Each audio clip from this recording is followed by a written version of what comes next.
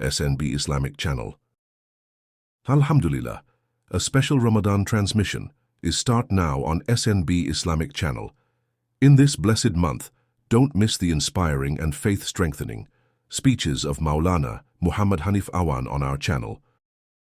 Stay connected with us too. Benefit from the blessings of Ramadan. Watch, listen and share these speeches as much as possible so others can benefit too. May Allah grant us all the ability to earn more good deeds in this Ramadan. Ameen. May Allah grant us all the ability to earn more good deeds in this Ramadan. Ameen.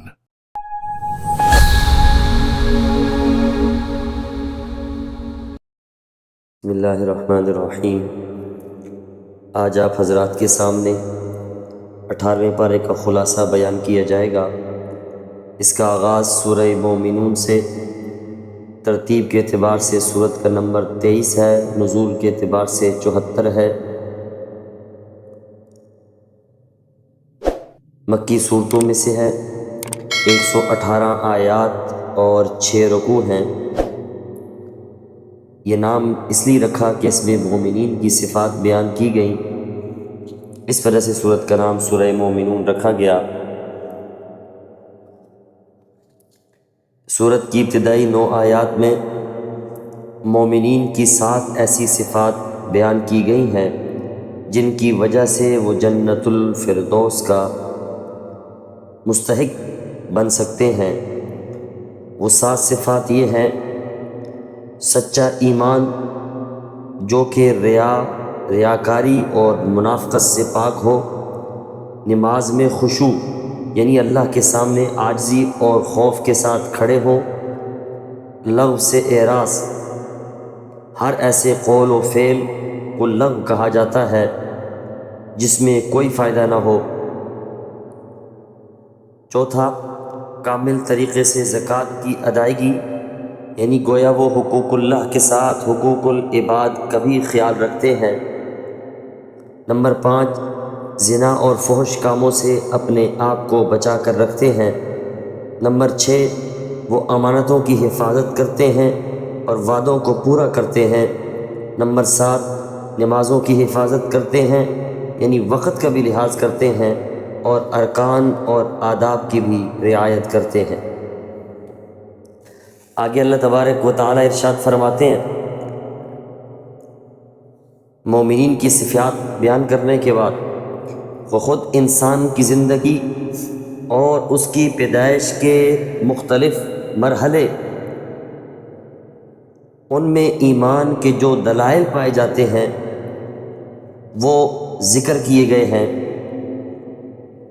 قرآن نے ماں کی پیٹ میں انسانی وجود کے مراحل آج سے کئی 100 سال پہلے اس وقت بیان کیے تھے جب عرب عجم کے حکماء ان میں سے کوئی بھی ان مراحل کے بارے میں لب کشائی کی جرت نہیں رکھتا تھا۔ آج کی جدید سائنس اور میڈیکل تحقیقات بھی ان مراحل کی تصدیق کر رہی ہیں۔ پھر انسان کے وجود کے جو دلائل بیان کیے، آگے اللہ 3 قسم کے دلائل اور بیان کر رہا ہے جو اللہ کی قدرت کے مظہر ہیں۔ نمبر 1، 7 آسمان اللہ نے پیدا کیے، پھر ان کے اندر عجیب مخلوقات پیدا کی۔ نمبر 2، بارش کا برسنا، پھر اس کے ذریعے مختلف غلہ جات اور پھلوں کا اگانا۔ نمبر 3، چوپائے، پھر ان کے اندر دودھ پیدا کرنا، پھر گوشت، اون، سواری اور بوجھ اٹھانے کے لیے اللہ تبارک و تعالی نے ان کو پیدا فرمایا، اور یہ تمام انسان کی خدمت کے لیے مامور ہے۔ آگے اللہ تبارک و تعالی ارشاد فرماتے ہیں کہ جتنے انبیاء آئے ان کی دعوت ایک تھی، ان کا پروگرام ایک تھا، ان کا مقصد ایک تھا، لیکن افسوس کہ ان کی قومیں مختلف فرقوں میں بٹ گئیں، تقسیم ہو گئیں، اور ہر گروہ اپنے خیال میں مست اور اپنے خیالات میں خوش نظر آتا تھا۔ اور آج مسلمانوں کے لیے بھی یہ سبق ہے کہ ہمارا رب ایک ہے، ہمارا پیغمبر ایک ہے، ہمارا قرآن ایک ہے، آسمانی کتاب ایک ہے، ہمارا قبلہ ایک ہے، اس لیے یاد رکھیے یہ اتفاق ہمارے دلوں کے اندر بھی ہونا چاہیے۔ اور پھر کوئی آپس کے اختلافات ہوں ان کو دور کرنے کا ایک ہی حل ہے کہ سب کے سب قرآن و سنت کے سامنے اپنی گردن جھکا۔ آگے اللہ تبارک و تعالی ارشاد فرماتے ہیں کہ جو اللہ کے نیک بندے ہیں ان کی صفات یہ ہے کہ اللہ تبارک و تعالیٰ کے عذاب سے وہ ڈرتے ہیں، دوسری صفت کہ وہ اللہ کی تمام آیات پر ایمان رکھتے ہیں، اور تیسری صفت وہ ہر قسم کی ریا سے بچتے ہیں اور ہر عمل خالص اللہ کی رضا کے لیے کرتے ہیں۔ چوتھی صفت یہ ہے کہ نیک اعمال کرنے کے باوجود ڈرتے ہیں کہ پتہ نہیں اللہ کے ہاں قبول بھی ہوں گے یا نہیں ہوں گے۔ اور اللہ فرماتے ہیں دوسری طرف وہ لوگ ہیں کہ جن کا مقصد یہ ہے کہ بس جھگڑا لڑائی، اور اللہ فرماتے ہیں ان کے دل غفلت اور جہالت میں پڑے ہوئے ہیں۔ آگے اللہ تبارک و تعالی ارشاد فرماتے ہیں مومنین کی صفات جو بیان کی گئیں ان کے مقابلے میں وہ لوگ جو ایمان والوں کا مذاق اڑایا کرتے تھے، ان کے مذاق اڑانے اور سرکشی کی جو مین وجوہ ہیں وہ یہ کہ وہ عقلوں کو استعمال نہیں کرتے بلکہ قرآن میں غور و فکر کیے بغیر استہزاء، مذاق اور انکار کرتے تھے۔ دوسرا سبب وہ محض ضد اور کی وجہ سے اللہ کے رسول کو جھٹلاتے تھے، ورنہ ایسا نہیں کہ وہ حضور علیہ السلام کو پہچانتے نہیں تھے، وہ حضور علیہ السلام کی صداقت، آپ کی امانت، آپ کے حسب و نسب اور آپ کی شخصیت کو خوب سمجھتے تھے۔ انہیں معلوم تھا کہ حضور علیہ السلام ہرگز جھوٹ نہیں بول سکتے۔ آگے اللہ تبارک و تعالی سوالیہ انداز میں پوچھ رہے ہیں کہ تم کہتے ہو کہ حضور علیہ السلام مجنون ہے۔ اللہ فرماتے ہیں تمہیں کیا کوئی جنون والی کوئی ایک قسم، کوئی اثر، کوئی ایک سبب بھی دکھائی دیا ہے کہ بلا وجہ تم حضور علیہ السلام پر یہ بہتان باندھتے چلے جا رہے ہو؟ آگے اللہ تبارک و تعالیٰ اس کی وضاحت میں اور فرماتے ہیں کہ ان کی تکذیب کی جو اصل وجہ تھی وہ ضد تھی، ضد۔ وہ حق ان کو پسند ہی نہیں تھا، وہ حق کو اپنی خواہشات کے تابع دیکھنا چاہتے تھے، اس وجہ سے وہ حضور علیہ السلام کا انکار کرتے تھے اور حضور علیہ السلام کو برا بھلا کہا کرتے تھے۔ آگے اللہ فرماتے ہیں جو نیک لوگ ہوں گے ان کے اعمال نامے بھاری ہوں گے، نیک اعمال بھاری ہوں گے، اور جو بدبخت بدنصیب ہوں گے ان کے نامے اعمال ہلکے ہوں گے۔ آگے اللہ فرماتے ہیں وہاں تعلقات کام نہیں آئیں گے، وہاں تعلقات کام نہیں آئیں گے، اور کہا جائے گا کافروں کو، یاد کروایا جائے گا کہ دنیا میں تو تم اہل ایمان کا مذاق اڑایا کرتے تھے، آج تمہارے لیے خسارے اور نقصان کے علاوہ کچھ بھی نہیں۔ اور پھر ان سے پوچھا جائے گا تم زمین میں کتنے سال رہے ہو؟ تو وہ کہیں گے ایک دن یا ایک دن سے بھی کم رہے۔ آپ اندازہ لگائیں تو اللہ فرماتے ہیں کاش تم سمجھ لیتے، تمہارے اندر تمہارے پاس عقل اور فہم ہوتا، تم جان لیتے کہ دنیا حقیر اور قلیل ہے، اتنی چھوٹی زندگی تھی کہ آج تم آخرت کی زندگی دیکھ کر کہہ رہے ہو کہ وہ دنیا کی زندگی جو ہم رہے ہیں وہ ایک دن یا ایک دن سے بھی کم رہے۔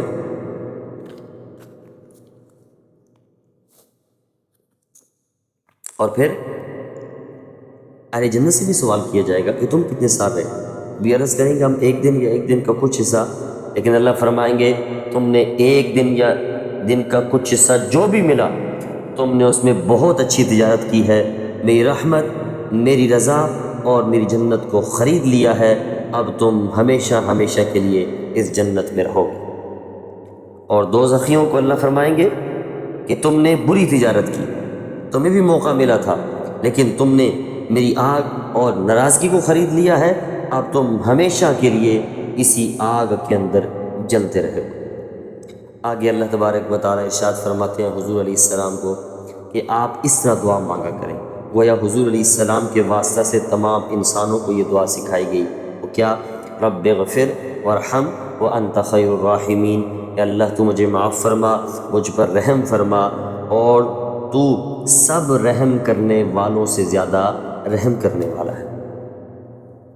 آگے سورہ نور ترتیب کے اعتبار سے 24واں نمبر، نزول کے اعتبار سے 102 نمبر مدنی صورت، اس کی آیات 64 اور 9 رکوع ہیں۔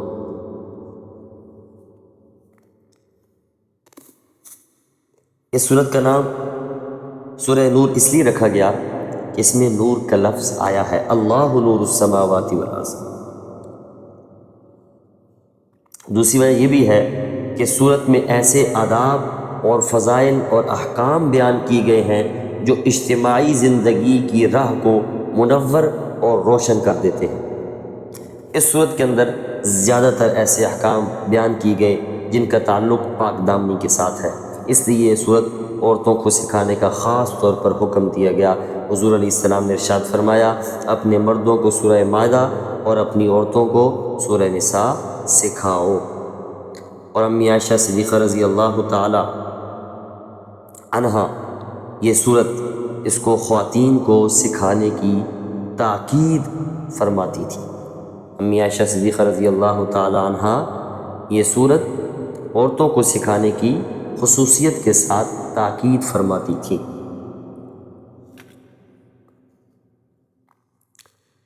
آگے اس میں جو احکام اور آداب بیان کی گئے، پہلا حکم زنا کی سزا اور زانیوں کا حکم بیان فرمایا کہ اگر غیر شادی شدہ مرد عورت وہ زنا کر لیں، بدکاری کا ارتکاب کریں تو ان کی سزا 100 کوڑے ہیں، اور اگر شادی شدہ ہو تو ان کی سزا رجم ہے، یعنی سنسار کیا جائے گا۔ یہ متواتر احادیث میں بیان کی گئی۔ آگے اللہ تبارک و تعالیٰ تہمت کے بارے میں بیان فرما رہے ہیں کہ اگر کوئی شخص کسی عاقل بالغ پاک دامن مرد یا عورت پر زنا کی تہمت لگائے تو اسے 80 کوڑے لگائے جائیں گے۔ یعنی یہ کوئی تماشا نہیں ہے کہ جس کا دل چاہے تو کسی کے اوپر برائی کا الزام لگا دے۔ اللہ فرماتے ہیں اگر وہ کسی کو برائی زنا کا الزام لگائے اور ثابت نہ کر سکے اس سے 80 کوڑے مارے جائیں گے۔ آگے اللہ فرماتے ہیں اگر شوہر بیوی پر زنا کی تہمت لگائے مگر اس کے پاس 4 گواہ نہ ہو تو وہ دونوں ایک دوسرے پر لعنت کریں گے اور پھر ان کے درمیان جدائی کر دی جائے گی۔ آگے اللہ تبارک و تعالیٰ قصہ وہ امی عائشہ صدیقہ رضی اللہ تعالیٰ عنہا کا واقعہ بیان فرما رہے ہیں کہ منافقین نے ان پر بہتان لگایا تھا، تو اللہ تبارک و تعالیٰ کو یہ سخت ناپسند ہوا، اور یہ بہت بڑا بہتان تھا، اور اس لیے کہ یہ بہت بڑی ہستی یعنی حضور علیہ السلام کی زوجہ مطہرہ اور مسلمانوں کی روحانی ماں پر لگایا گیا تھا۔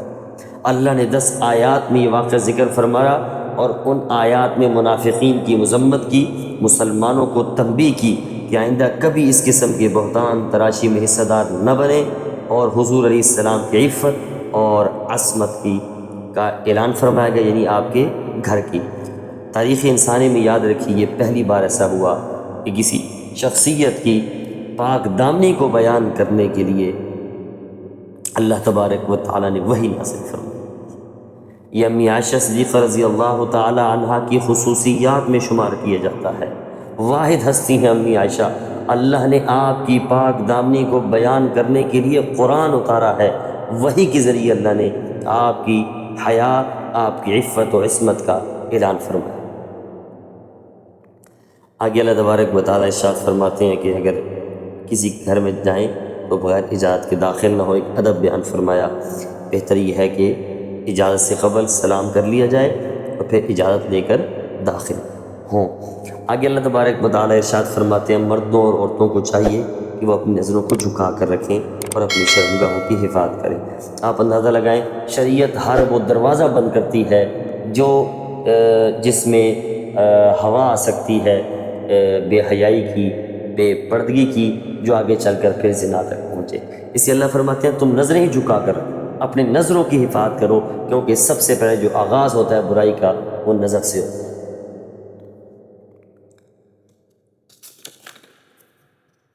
آگے اللہ تبارک و تعالی ارشاد فرماتے ہیں جو مومن ہے اس کی مثال ایسی ہے کہ اس کے دل میں اللہ کا نور ہوتا ہے اور وہ اس نور سے روشنی حاصل کرتا ہے اور ایسے اعمال کرتا ہے جو روشن ہیں، یعنی وہ جنت الفردوس تک میں لے جانے والے ہیں، جس کی وجہ سے وہ جنت الفردوس کا مستحق ہو جاتا ہے۔ آگے اللہ تبارک و تعالی ارشاد فرماتے ہیں جو باطل ہیں یعنی کافر، ان کی مثال ایسے ہے جیسے کوئی پیاسا دور سے دیکھے نا تو اسے ریت کو پانی نظر آتی ہے، تو جب قریب آتا ہے تو وہ پانی کا نام و نشان نہیں ہوتا، ریت ہوتی ہے۔ تو اللہ فرماتے ہیں کافروں کا یہی حال ہے۔ آج دنیا میں وہ بس اوقات رفائی کام کر کے اپنے آپ کو بہت کچھ سمجھتے ہیں، لیکن جب موت کے بعد اللہ کے سامنے پیش ہوں گے تو وہاں کچھ بھی نہیں ہوگا، ان کے اعمال غبار بن کر اڑ چکے ہوں گے۔ اللہ تبارک و تعالیٰ سے دعا ہے اللہ ہمیں قرآنی اصول اور احکامات پر عمل کرنے کی توفیق عطا فرمائے۔ وآخر دعوانا ان الحمد للہ رب العالمین۔